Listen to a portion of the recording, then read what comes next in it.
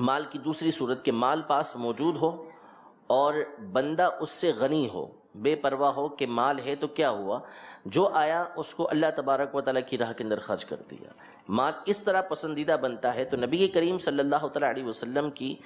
سیرت مبارکہ کو اس پہلو سے دیکھا جائے تو کثرت مال کے حوالے سے کہ آپ علیہ الصلوۃ والسلام کے پاس اتنا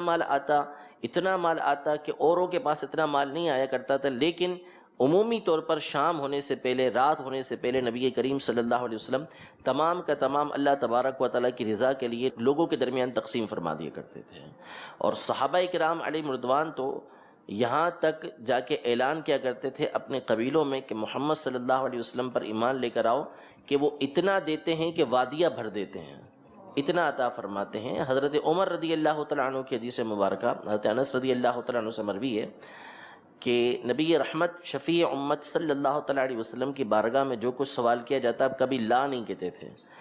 ایک مرتبہ ایک اعرابی آیا، اس نے سوال کیا تو حضور علیہ الصلوۃ والسلام نے فرمایا فی الوقت ہمارے پاس نہیں ہے،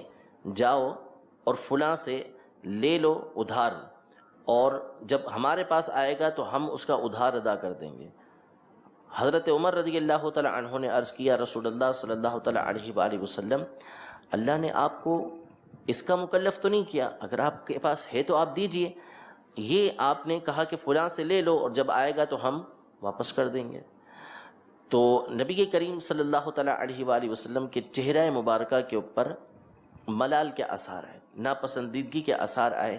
کہ یہ بات کیوں کہی گئی۔ راوی کہتے ہیں کہ وہاں ایک شخص موجود تھے، ایک اعرابی تھے، انہوں نے کہا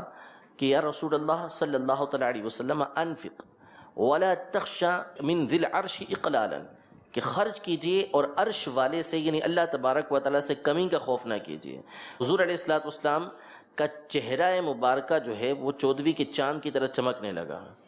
اور آپ علیہ الصلوۃ والسلام نے فرمایا کہ وَبِهِ أُمِرْتُ، مجھے اسی چیز کا حکم دیا گیا ہے۔ چہرہ چمک اٹھا حضور علیہ الصلوۃ والسلام کا کہ انہوں نے یہ بات کہی جس کا مجھے حکم دیا گیا ہے کہ میں اللہ کی راہ میں خرچ کروں اور اللہ تبارک و تعالیٰ سے کسی کمی کا خوف نہ رکھوں۔ تو حضور علیہ الصلوۃ والسلام کو مال کی کمی کا کوئی خوف نہیں تھا۔